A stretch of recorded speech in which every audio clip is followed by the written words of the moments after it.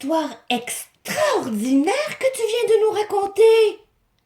Oui, Amy était une femme qui aimait le Seigneur de tout son cœur et qui voulait le servir. Et lorsque le Seigneur lui a dit « Vas-y », elle savait qu'elle devait partir comme missionnaire. Moi, je ne comprends pas pourquoi les gens de ce pays avaient des temples et adoraient des dieux. Moi aussi, je me demande comment on peut adorer des dieux fabriqués par des personnes. Ce ne sont pas de vrais dieux. On appelle ces faux dieux des idoles.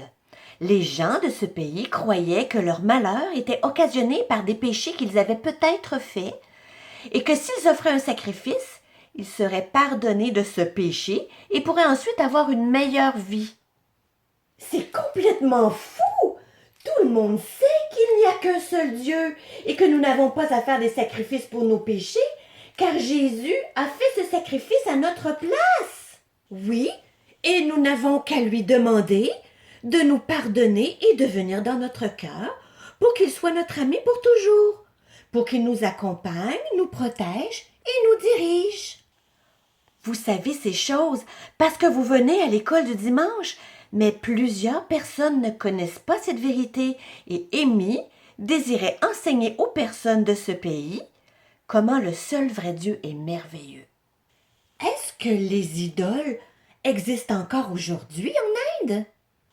Oui, les faux dieux sont encore vénérés dans plusieurs pays et même ici, tout autour de nous. Mais il n'y a pas de temple ici et personne ne donne ses enfants à des faux dieux. C'est vrai, Tiba, que personne n'adore de faux dieux de bois ou de pierre comme dans l'histoire. Mais savais-tu que d'avoir des passions qui prennent toute la place dans nos pensées, c'est comme adorer un faux dieu. Cette passion peut devenir un dieu si nous ne pensons qu'à cela. C'est vrai. Moi, j'ai un ami qui ne pense qu'aux jeux vidéo. Il veut jouer toute la journée sans arrêt. Il ne veut faire rien d'autre. Il ne veut même plus jouer dehors avec moi lorsque je lui demande. C'est un bon exemple, Chaussette. Ton ami pourrait jouer à des jeux vidéo de temps en temps et ce serait très bien.